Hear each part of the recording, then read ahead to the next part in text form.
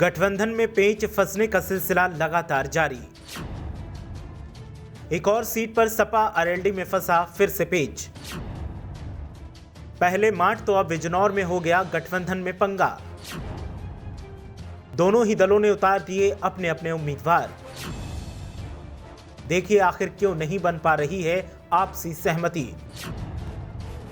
क्यों बार बार उम्मीदवारी पर हो रहा है आरएलडी सपा में पंगा। अब कैसे सुलझेगा उम्मीदवारी का ये मसला।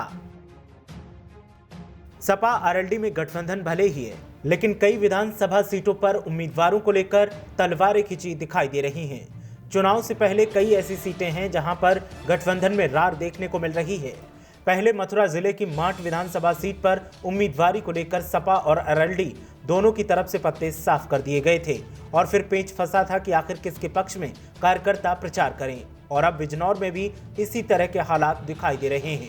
बिजनौर सदर सीट पर सपा और आरएलडी दोनों ही पार्टियों की तरफ से उम्मीदवार मैदान में उतार दिए गए, जिसके बाद अब कार्यकर्ता दुविधा में दिखाई दे रहे हैं कि आखिर किसके पक्ष में चुनाव प्रचार करके जीत का माहौल बनाया जाए।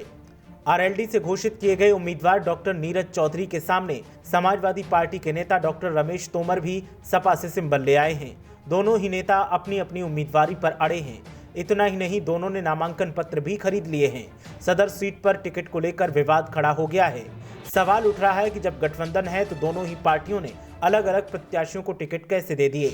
सदर विधानसभा सीट शुरुआत से ही आरएलडी के कोटे में मानी जा रही थी। यहां कई उम्मीदवार टिकट की लाइन में लगे थे। गुरुवार को आरएलडी ने डॉक्टर नीरज चौधरी को अपना सिंबल देकर उम्मीदवार घोषित किया।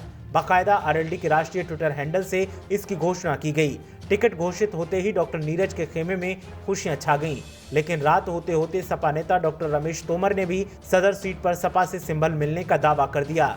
शुक्रवार दोपहर डॉक्टर रमेश तोमर ने प्रेस कॉन्फ्रेंस में सिंबल दिखाते हुए कहा कि उन्हें सपा के राष्ट्रीय अध्यक्ष अखिलेश यादव ने टिकट देकर भेजा है। वो जनता के सहयोग से चुनावी मैदान में उतर गए हैं।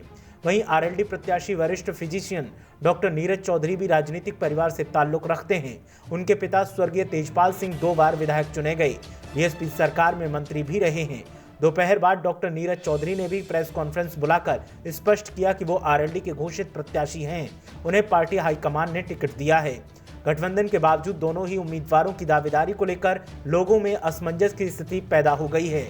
लोग हैरान हैं कि गठबंधन में दोनों प्रत्याशियों को हाईकमान से टिकट कैसे मिल गए।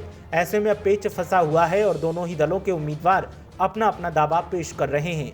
ऐसे में सवाल इस बात का है कि आखिर आवाम वोट किसके पक्ष में करेगी और आला कमान किसके पक्ष में मोहर लगाएगा। ब्यूरो रिपोर्ट, मीडिया हलचल।